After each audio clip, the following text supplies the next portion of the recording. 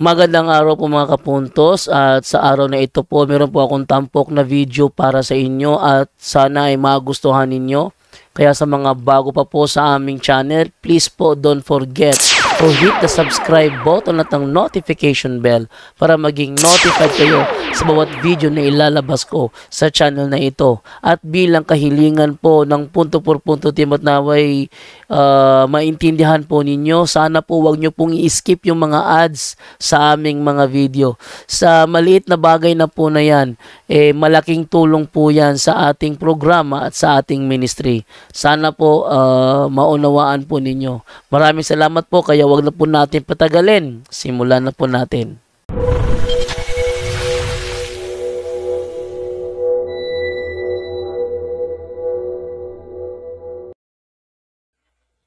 Good morning mga kapuntos, at sa pagkakataong ito may tatalakayan pa naman tayo ulit na another review na naman galing sa ating mga episodes sa punto por punto. At sa pagkakataong ito, ang ating topic ngayon is totoo ba na natalikod ang iglesia?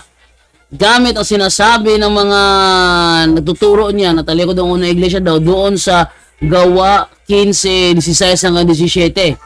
Kasi may mga grupo ng relihiyon na nagtuturo na ang unang iglesia daw, yung tatag ni Kristo, nataliko daw. Nakalimutan siguro nila na ang sa Matthew 16:18 na sabi ni Kristo, even all the powers of hell will not conquer it.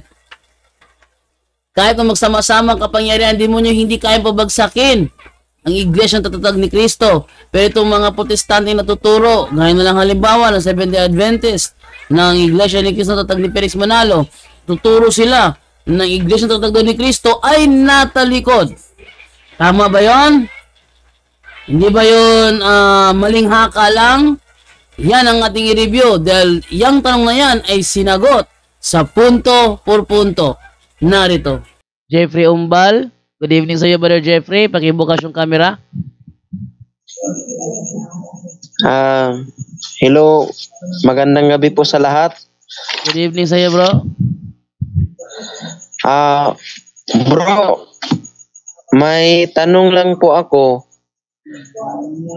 Pwede pakibasa mo yung Gawa chapter 15 verse 16 up to 17? Pagkatapos nito ay babalik ako, at muli kong itatayo ang bumagsak na kaharian ni David.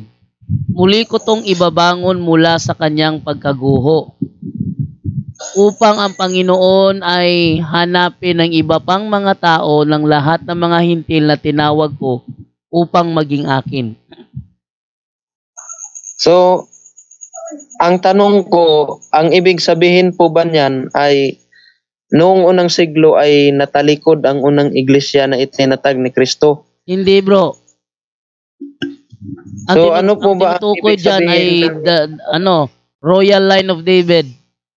Yan ay binatay doon sa Ang ibig sabihin niyan, balikan mo lang sa 15 yan, bro, dyan do, sinabi ng propeta yan. O, yun na nga. Quoted yan galing sa propeta. Balikan mo sa 15 yan. Ginamit to na ito'y sumasang-ayon sa pinahayag ng mga propeta tulad ng nasusulat. Quoted yan, quoted. Ginamit to niya, ibig sabihin, ginamit to ni Camacho doon sa debate namin. Quoted yan, kapatid. Kung sabaga, pinahayag yan ni Lucas, quoted na yan galing sa Old Testament na itatayo yung bumagsak na kaharian ni David. At yung kaharian na yun, Lucas 1:33 bro dyan do. Lucas 1. Ulitin ko ang kaharian ni David, hindi to iglesia ha. Makinig ka. Ikaw ay maglilihi at manganganak ng isang sanggol na lalaki, at siya'y papangalanan mong Jesus. Siya'y magiging dakila at tatawaging anak ng kataas-taasang Diyos. Bibigay sa kanya ng Panginoong Diyos ang trono ng kanyang amang si David upang maghari sa angkan ni Jacob magpakailanman. Ang kanyang paghahari ay walang katapusan. Yun na yung ginawa ni Panginoong Jesucristo, kapatid. Yun na yun. Wala namang ibang itinayo na iglesia nung nagtayo ng Panginoong Jesucristo tapos bumagsak tapos nagtayo uli. Walang ganon. No? Yung sinabi sa Gawa 15, umpisahan kasi dapat yun sa 15 para makuha ang konteksto. quoted yun sa Old Testament na ipinahayag ng mga propeta ba ayon sa nasusulat na ibabangong muli ang bumagsak na kaharian ni David. At walang ibang nagbangon noon sa Panginoong Jesucristo. Revelations 3:7, siya ang may hawak ng susi noon. At yung susi na yun, ibinigay niya saan? Sa Santo Papa. San Pedro ang pinakauna. Mateo 16:18-19. Yun ang context noon. Yes bro, hindi yan tumutukoy sa ano bro. Akala ko kasi nang mabasa ko itong verse na ito ay yung sarili kong interpretation ay natalikod ng unang iglesia. Ay, delikado pag sariling interpretation, kapatid. Huwag mong gayahin ng mga sulpot na mag-self-interpret ka. Huwag. Maigi yan ganyan. Itanong mo talaga sa mas nakakaalam. Kaya nga tinatanong ko po sa inyo, so balik pala yung sarili kong interpretation. Balik talaga. So, Ayan yung ginawa ni Camacho. Bukas, tingnan nyo bukas. Yung episode ko bukas, tingnan ninyo. Pinakita ko doon yung pagmamaling gamit niya sa mga talata ng Biblia. Kapatid, turuan kita. Kapag mayroon kang gustong malaman sa binabasa mo sa Biblia, tingin ka kaagad ng Bible commentary. Catholic Bible commentary. Ano na tayo ngayon eh? Ang tawag diyan yung ano yun bro? Amos 9:11 to 12. Ano na tayo ngayon? Nasa ano ba tawag? Gadget era na tayo ngayon. Mabilis nang mag-research ngayon. Type mo lang Catholic commentary Acts 15:16-17. May paliwanag na 'yan. Para mag-interpret kasi bawal mag-interpret ng Biblia. No, unang Pedro 2 Pedro 1:21, bakibasa bro Jando para hindi na siya mag-interpret bro Jando. 2 Pedro 1:21. 1:20-21. 1:20-21. KJV para litra por litra. Okay. Ito sinasabi sa 1:20-21. Knowing that this verse, that no prophecy of the scripture is of any private interpretation. Yeah, wala talaga tayong karapatan mag-interpret sa banal na kasulatan, kapatid. Kaya much better magbasa tayo ng mga commentaries. Okay, ginamit yan ni Camacho. Pero iba yung pagkadugtong niya kasi yung ginamit niya ang Amos, ito ay nasa Amos 9:11 hanggang 12, ano? Sabi ganito, sa araw na yon, ibabangon kong muli ang nawasak na kaharian ni David at aayusin kong muli ang mga nasirang dako. Ibabalik ang mga guho. Itatayo kong muli yon, kagaya noong una.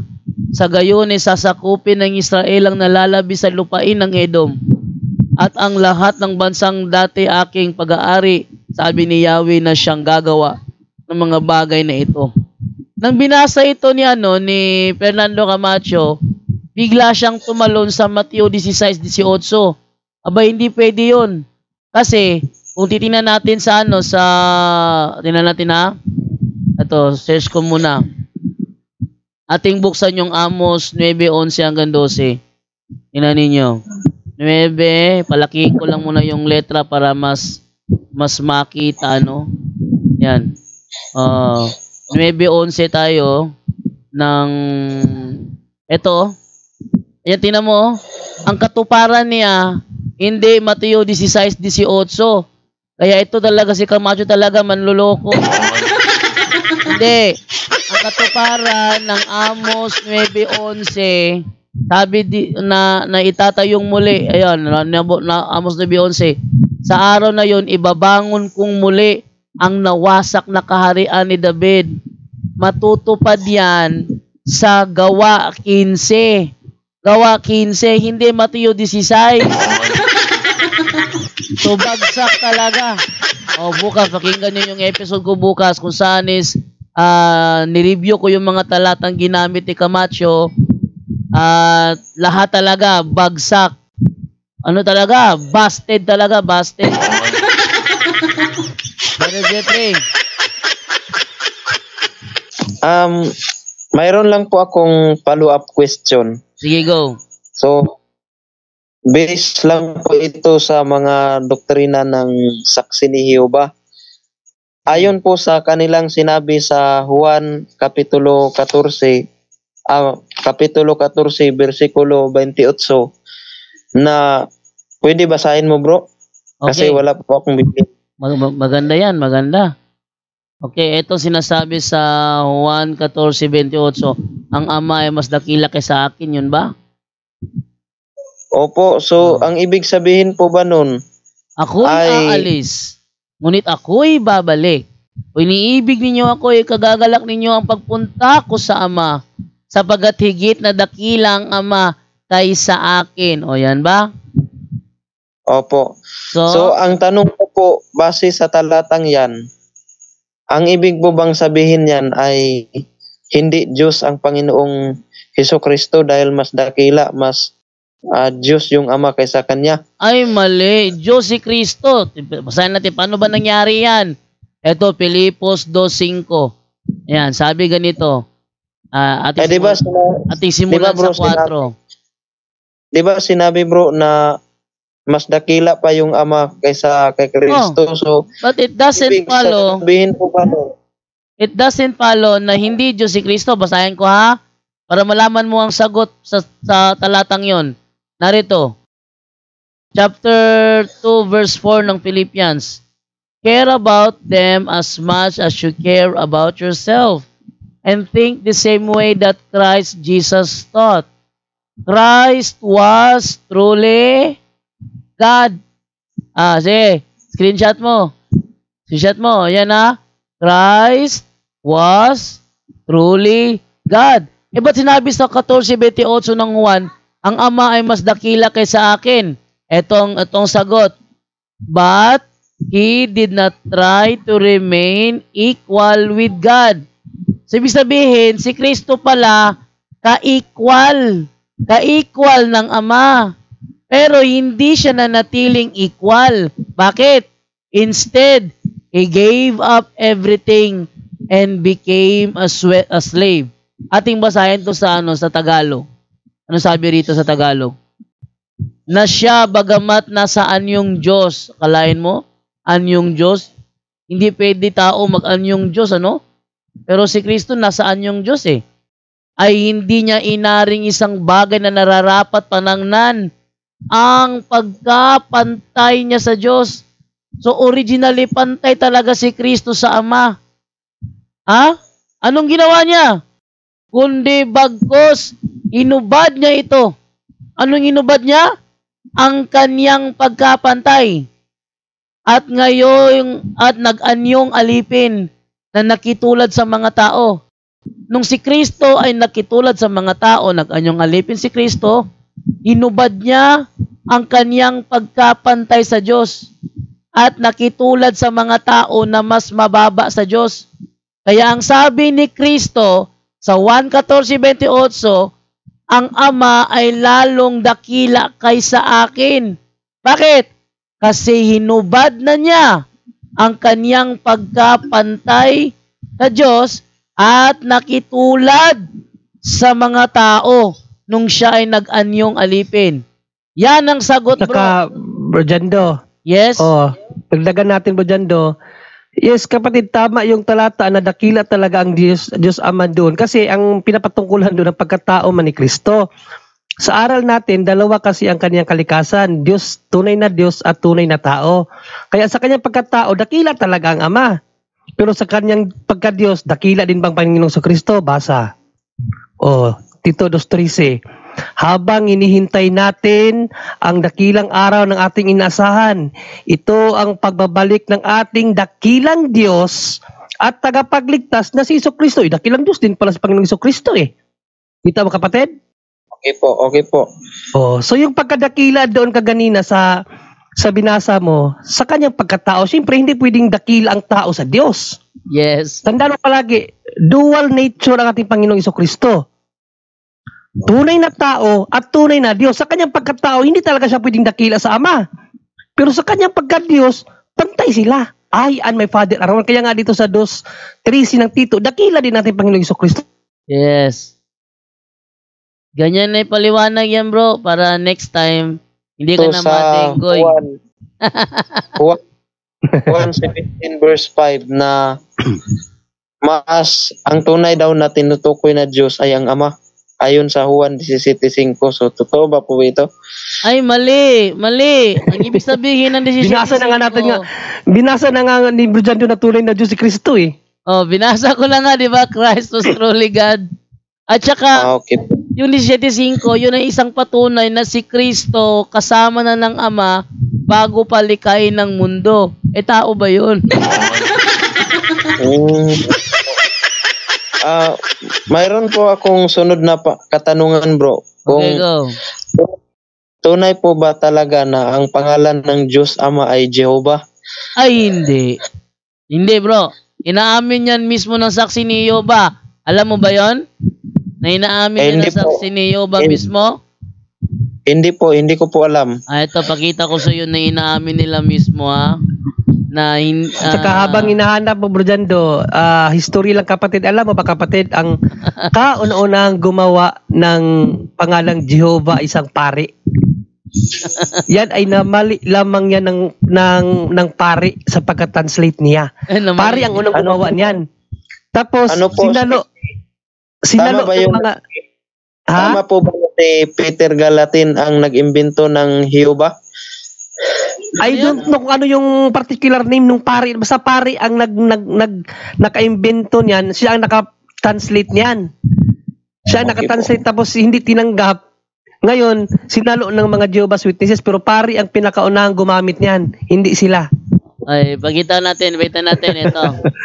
Ito, Jehovah. Sabi dito, luoy mo nilang yung Jehovah, an erroneous form of the name of the God of Israel. Next, medieval Christian scholars mistakenly combined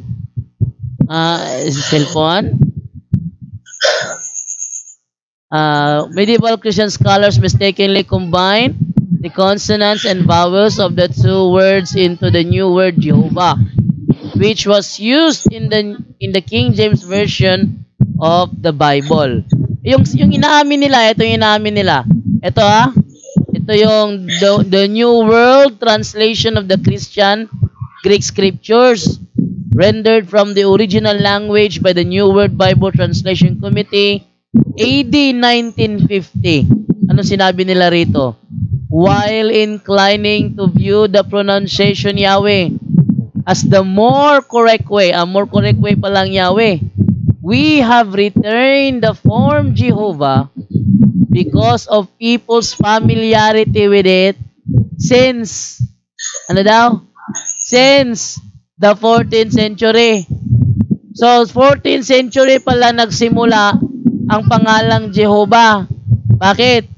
Alamin mo ang history of the alphabet. 14th century na imbento ang letter J as the continuation of the letter I.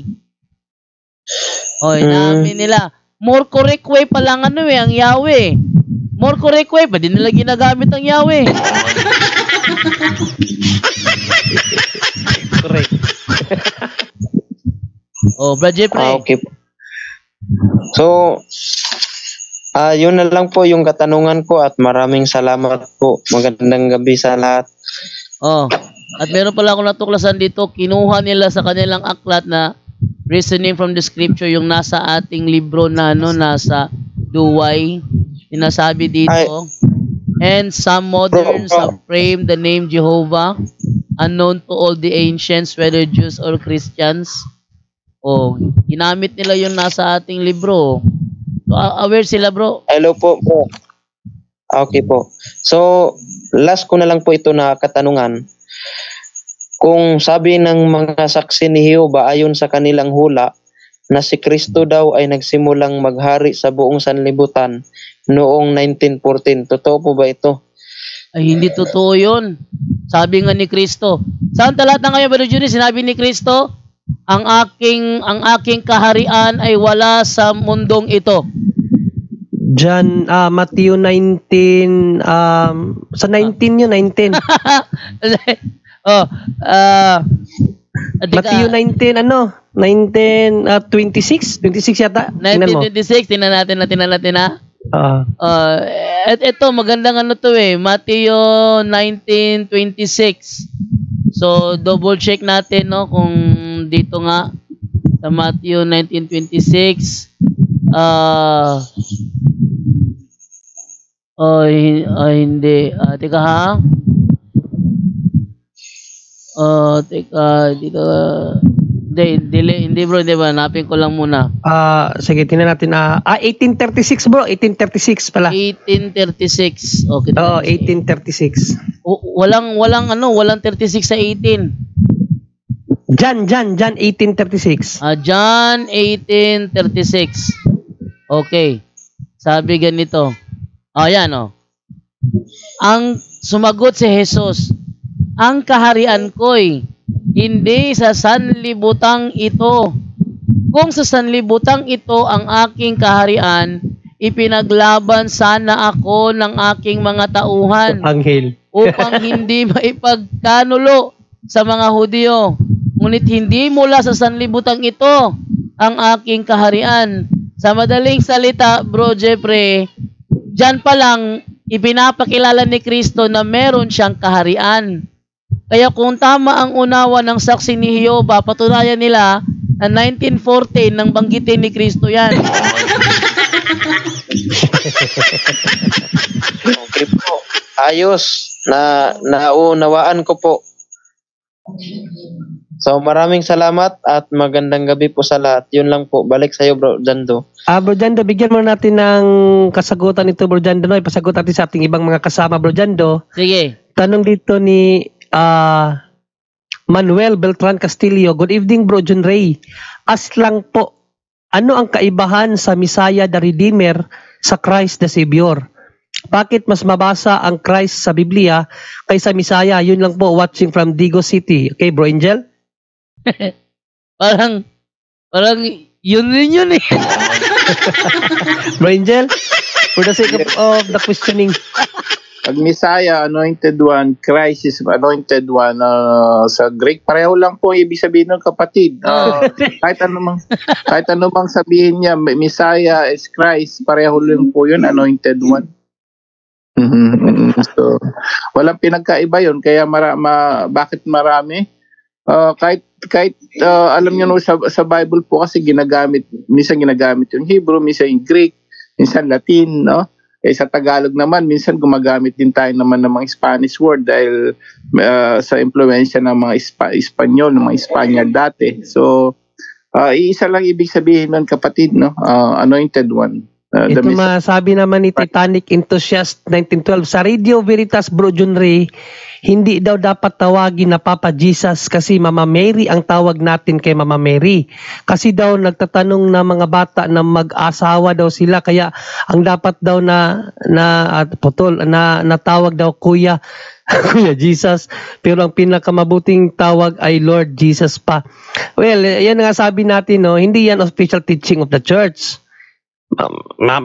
Pakita ba ng Radio Veritas na mas maiging tawagin siyang Kuya kaysa Papa? Hindi yan statement. Opinion nila yan. Lahat tayo, bound tayo sa opinion.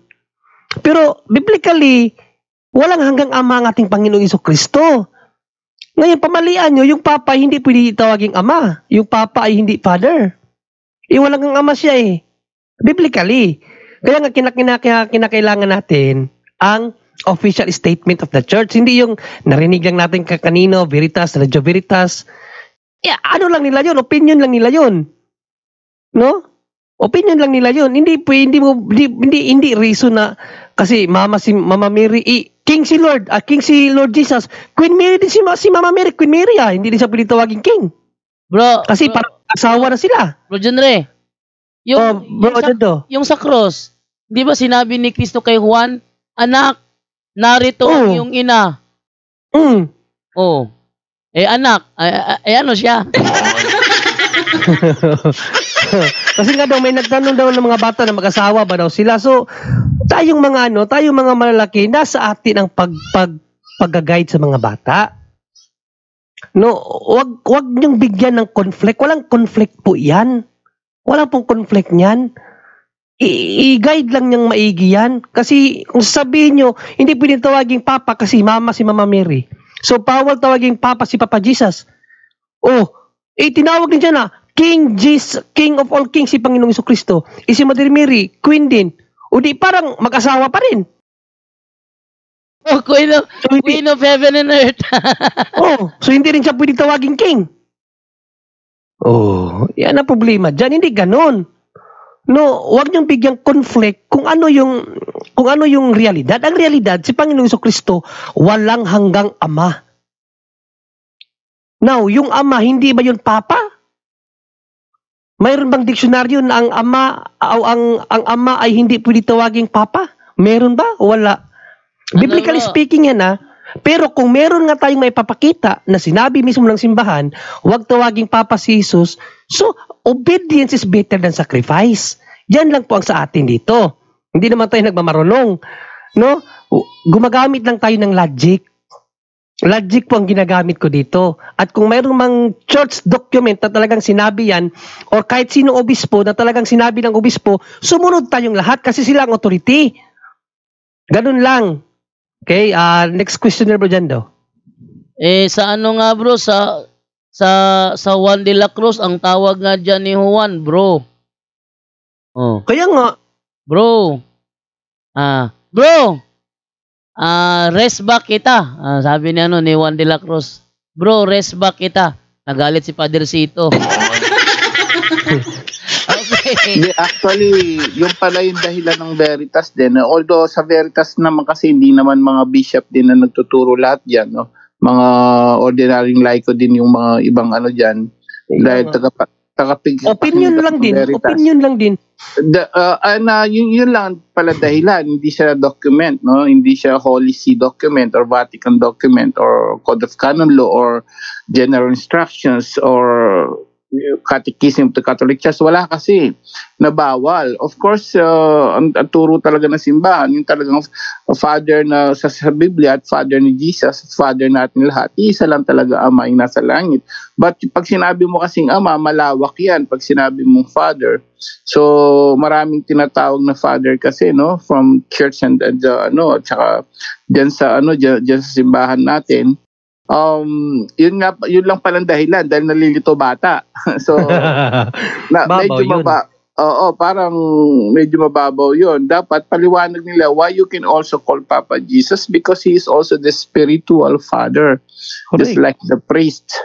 You know, kailangan lang mabigyan ng linaw. Pero kung wag mong tawagin Papa Jesus, parang against siya sa Bible, no? So correct. At kinakailangan talaga ng bro Angel, pag ganyan, kung talagang may prohibition So dapat galing talaga sa magisterium, hindi yung sa atin manggaling. Exactly, yung galing sa Holy See, galing sa dapat mayroon talagang may pakita na evidence na sinabi ng isang obispo natin. Kasi kung dahil lang kasi nalilito bata, responsibilidad yung mga magulang na nakikinig ngayon, explain. Correct. At lahat ng mga binigay po namin dito at may binigay ako sa iyo ngayon na paliwanag din, Catholic answer bro Junri. Sa akin? Kasi kay Bro Jando na lang kasi mahirapan ako mag-open. May binigay ako sa iyo, mga paliwanag nandyan. So, may sinend ka sa akin? Oo, may sinend ako sa Angel Santos, pinaliwanag dyan why you can also call Jesus as a Father. It's not because hindi yung referring Father of Jesus na Ama ng lahat, di ba yun? Correct. Diba yung spiritual at hindi referring as Papa na asawa ni Mama Mary, mali yun. kahit naman sa atin sa tao, ang tawag mo sa tatay ng kaibigan mo, tatay din di ba? So tatay. Yung lang Bro Angel, yung ikaw, nanay ka, may anak ka, yung anak mo naging pari. Father ang tawag mo sa anak mo Sila, mga tatay ng mga diba? Pari, father talaga tawag nila. Father din. Kasi office yan, office. Office yan, katungkulan niya yan. At spiritual yun. Kaya spiritual yun. Ma-explain ng mga magulang, bakit po, mag-asawa, hindi anak. Pag Papa Jesus kagaya ni Father sa Latin, Papa. Ibig sabihin niya na spiritual father siya, hindi siya yung sa laman. So, kaya hindi mo pwedeng i-compare yung father natin sa lupa at father ni Jesus being father also, because it's a spiritual father. At yun ang dapat natin sa ano. Kasi, ang magiging ano dyan, kung yun lang ang dahilan natin, mababaw yun dahil nalito yung anak mo.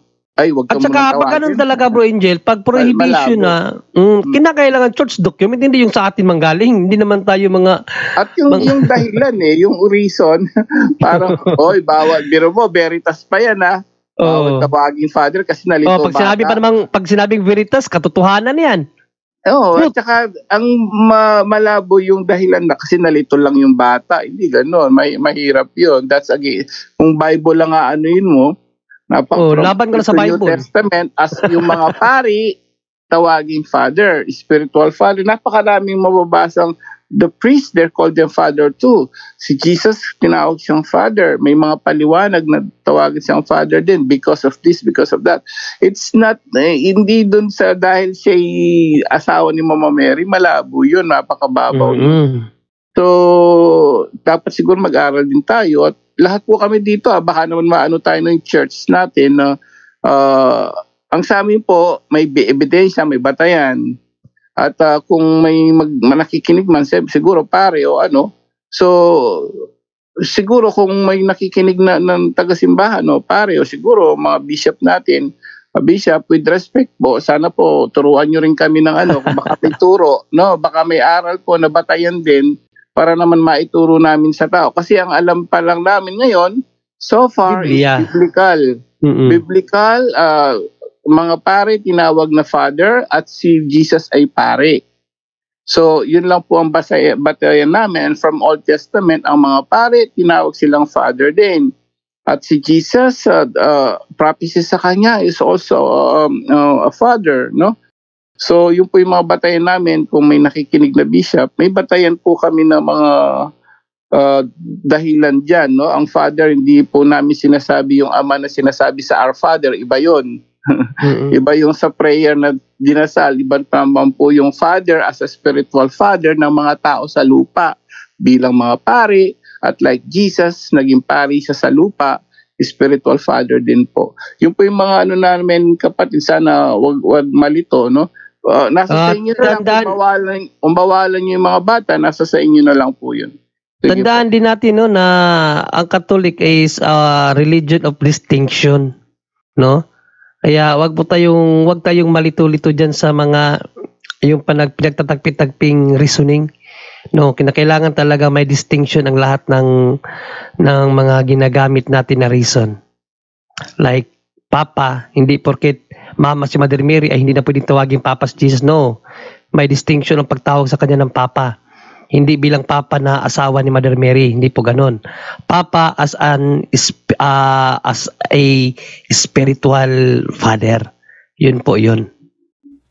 Yan po muna ang ating tampok sa oras na ito. Mamaya-maya konti siguro pato ko man yung wala ko relo. Ngayon siguro alas 12, doon na naman tayong episode ating i-upload.